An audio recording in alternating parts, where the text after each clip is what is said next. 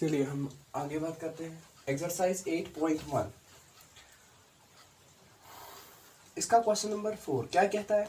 Given 15 times cot of A 8 के बराबर, 15 times cot of A equal to 8। आपको दे रखा है 15 टाइम्स कॉट ऑफ ए किसके बराबर? 8 के बराबर। फाइंड करना है आपको, यानी कि ढूंढना है आपको साइन ए का वैल्यू एंड कॉमा दिया है सेक ऑफ ए, यानी कि दो सीकेंट ऑफ ए का वैल्यू और साइन ऑफ ए का वैल्यू। इन दो रेशियोज का आपको वैल्यू ढूंढना है। रेशियोज ढूंढने से पहले जो आपको दे रखा है उससे क्या हमें आगे निकल रहा है वो हमें पहले ढूंढना है। यानी कि जैसे यहाँ पे मैं कर रहा हूँ क्वेश्चन का सोल्यूशन किस तरह हम फाइंड आउट करेंगे, क्वेश्चन का जो सोल्यूशन है क्या तरीका है वो तरीका मैं आपको समझाता हूँ। सबसे पहले जो गिवन है आपका, गिवन जो है उसको आप वापस लाइए। क्या दिया है? 15 टाइम्स कॉट ऑफ ए दिया है किसके बराबर? 8 के बराबर। 15 टाइम्स कॉट ऑफ ए यानी कि 15 और कॉट जो है एक दूसरे के साथ मल्टीप्लिकेशन में है। आप 15 को आप राइट साइड लीजिए तो आपका यहाँ पे आंसर होगा cot of A equal to 8/15, 8/15।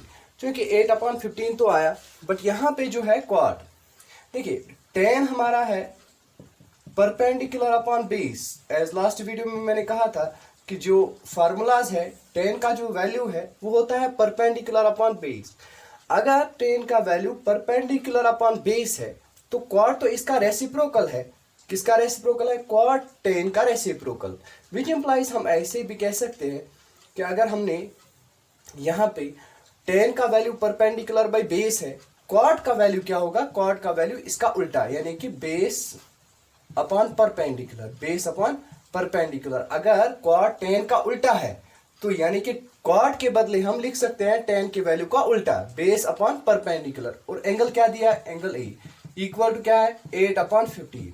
देखिए जब भी हम रेशो की बात करते हैं, जैसे कि फ्रैक्शनल नंबर्स की बात अगर की जाए, जैसे कि आपके पास 20/25 है, 20 को हम इस तरह भी लिख सकते हैं 4/5, और 25 को हम लिख सकते हैं, तो 20 का मैंने एलसीएम देखा कि इसको हम लिख सकते हैं फैक्टर हम लिख सकते हैं इस तरह भी 4/5, और 25 का हम लिख सकते हैं 5/5। तो देखिए ऊपर भी 5 और नीचे भी 5 कॉमन नजर आ रहा है, 5 और 5 कट, तो इसको कहते हैं हम कॉमन रेशो। जो कट हो रहा है यहाँ पे वो है कॉमन रेशो।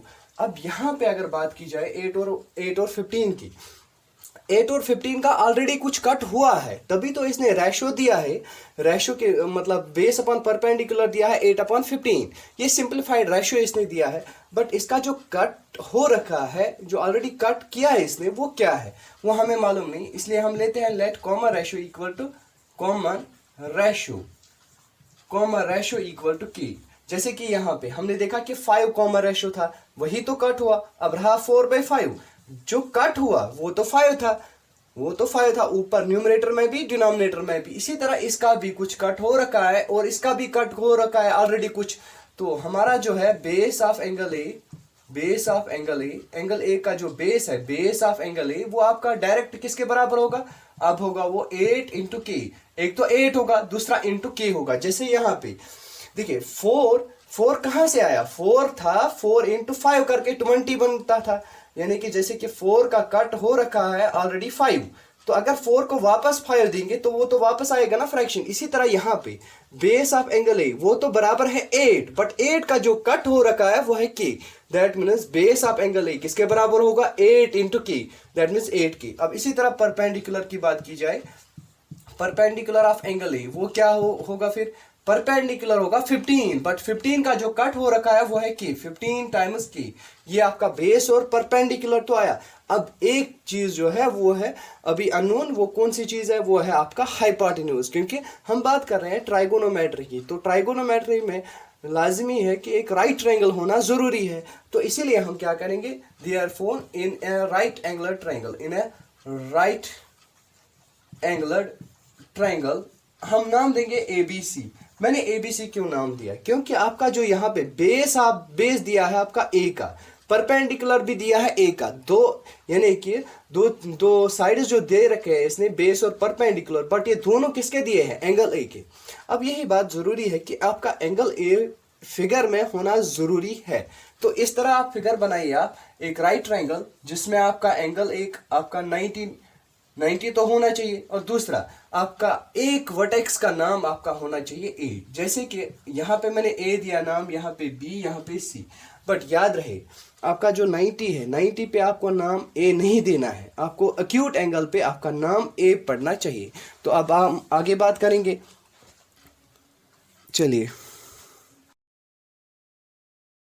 कि हमने लिखा था हमें लेना है एक right angular triangle in a right angular triangle ABC. मैंने ट्रायंगल एबीसी ही क्यों लिया, क्योंकि देखिए आपका जो बेस दे रखा था, अभी हम पढ़ रहे थे कि बेस ऑफ एंगल ए आपका वहां पे आया था वो 8K, और दूसरा परपेंडिकुलर ऑफ एंगल ए वो आया था आपका 15K।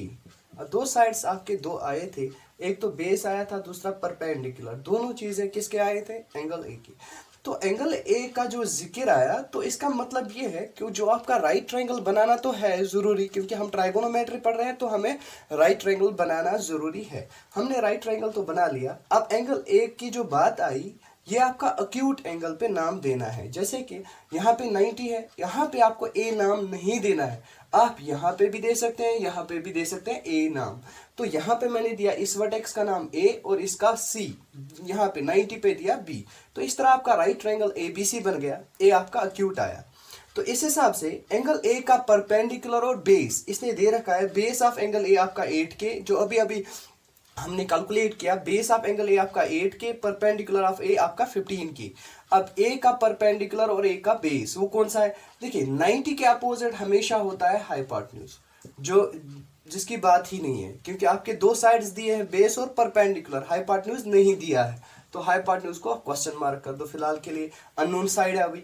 आपका दूसरा base of angle A, angle A का बेस, सबसे पहले आप ए का अपोजिट देखो।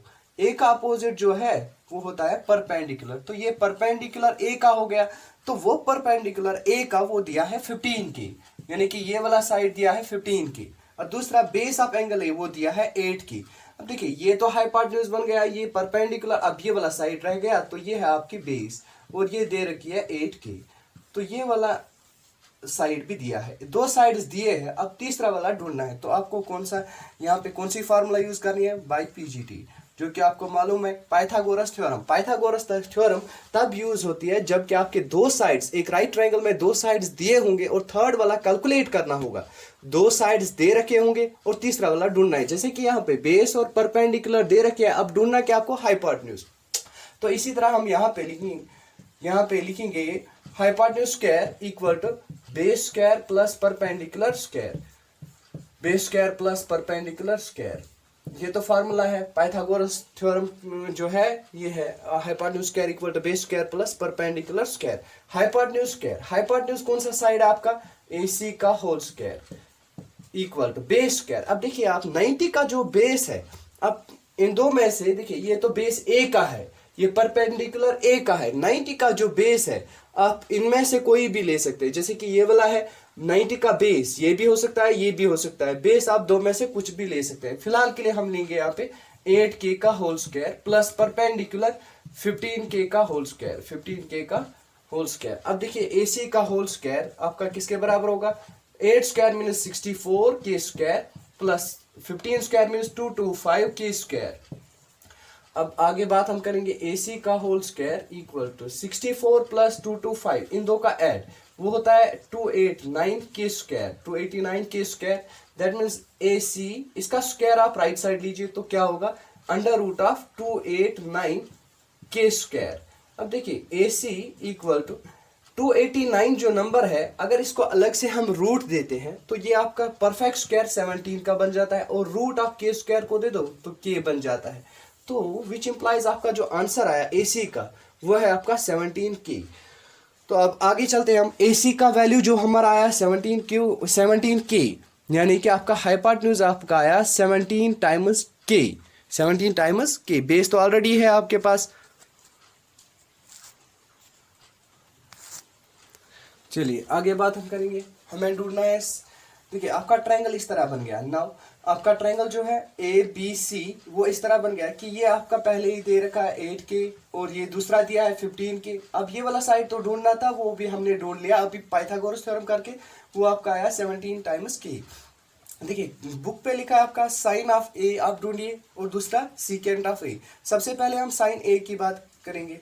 साइन की जो फार्मूला है, खाली साइन की फार्मूला मैंने कही थी वो लास्ट प्रीवियस वीडियो में मैंने कही थी वो, कि साइन का जो है, साइन का वैल्यू जो होता है वो होता है परपेंडिकुलर अपॉन हाइपोटेन्यूज।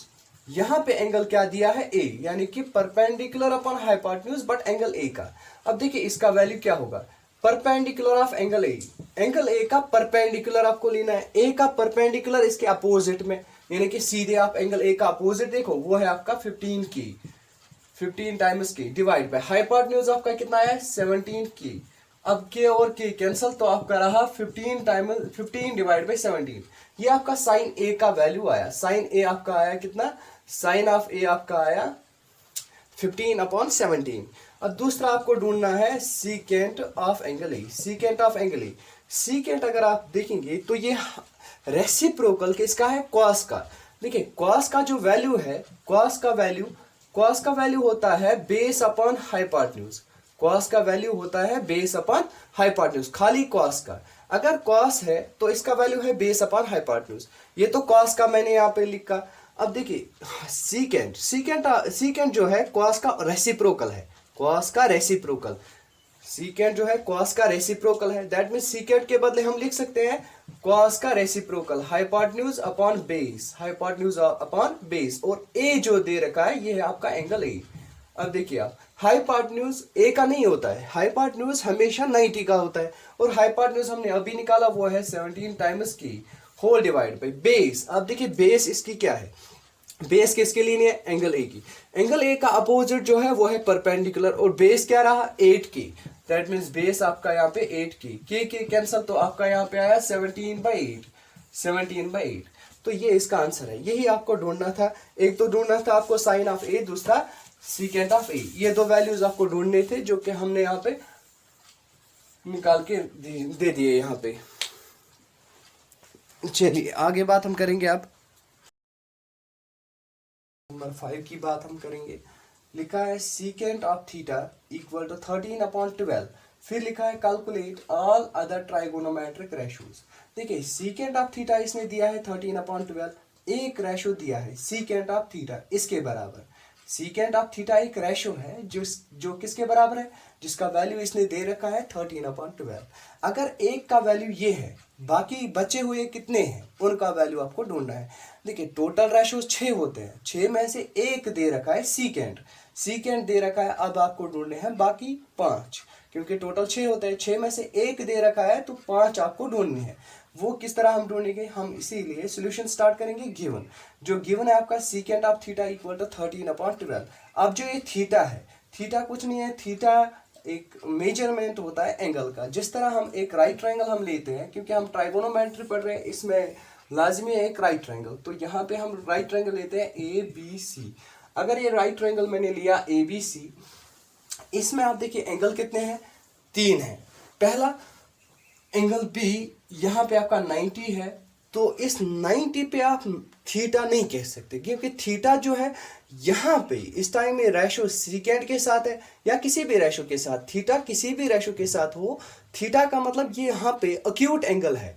देखिए या तो ये वाला अक्यूट होगा या वो वाला अक्यूट होगा, दोनों तो है अक्यूट। अब ये थीटा आप दो में से कहीं पे भी रख सकते हैं, जैसे कि ये थीटा तो अक्यूट है, अब यहाँ पे दो एंगल्स आपके अक्यूट है ए और सी। अब दो में से किसी एक पे आप असाइन कर सकते हैं ये थीटा, यानी कि लिख सकते हैं थीटा इस तरफ, यानी कि दो लाइन्स के बीच में जो स्पेस है वो मेजरमेंट करके इसने कहा कि वो थीटा के बराबर है। अक्यूट तो है, वो थीटा के बराबर लिया इसने। अब 30 होगा, 50 होगा, 80 होगा, यानी कि 90 से तो बिलो होगा, वही तो अक्यूट है। यहाँ पे सीकेंट ऑफ थीटा इसने कहा 13/12। अगर सीकेंट ऑफ थीटा किसके बराबर है 13/12, यानी कि थीटा जो है एंगल होता है दो लाइन्स के दरमियान वाली स्पेस में, यानी कि measurement the space between two lines. यहाँ पे इंटरसेक्टिंग लाइन्स के बीच में जो स्पेस है, इस एंगल को इसने मेजर किया है, वो दिया है थीटा के बराबर। अब थीटा से डरने वाली बात है नहीं, यहाँ पे आप लिख सकते हैं सीकेंट। इसी तरह थीटा के बदले आप लिख सकते हैं वर्टेक्स ए का नाम, क्योंकि वर्टेक्स ए पे ही तो थीटा है, तो आप लिख सकते हैं थीटा के बदले ए इक्वल टू 13/12। तो ये सीकेंट ऑफ ए इसने दिया है 13/12। अगर सीकेंट ए इसके बराबर है हमें ऑलरेडी मालूम है, लास्ट प्रीवियस वीडियो में मैंने कहा था कि कॉस जो है, कॉस होता है बेस अपॉन हाइपोटेन्यूज। अगर कॉस किसके बराबर है, बेस अपॉन हाइपोटेन्यूज, ये कॉस का वैल्यू है। तो सीकेंड जो है, सीकेंड तो इसी का रेसिप्रोकल है। सीकेंड जो है, सीकेंड किसका रेसिप्रोकल है, कॉस का। तो इसका मतलब है सीकेंड के बदले हम लिख सकते हैं hypotenuse upon base, hypotenuse upon base. और एंगल क्या दिया है, एंगल ए इक्वल टू कितना दिया है यहाँ पे 13/12। अब देखिए यहाँ पे जो नंबर है आपका 13/12, मैंने कहा था कि अभी लास्ट क्वेश्चन नंबर 4 में मैंने कहा था कि जो नंबर यहाँ पे होता है वो होता है सिंप्लीफाई करके, यानी कि सिंपलेस्ट फॉर्म ऑफ फ्रैक्शन। अब सिंपलेस्ट फॉर्म जो, या सिंप्लीफाई करके जो नंबर होता है फ्रैक्शन का, जो सिंपलेस्ट फॉर्म होता है वो होता है रेशो।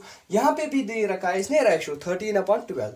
अब इसका कॉमन जो है, कॉमन क्या कट हुआ है, जिस तरह हमने क्वेश्चन नंबर 4 में देखा कि कॉमन रेशो हमने लिया था वहां पे भी के, तो यहाँ पे भी हम लेते हैं के।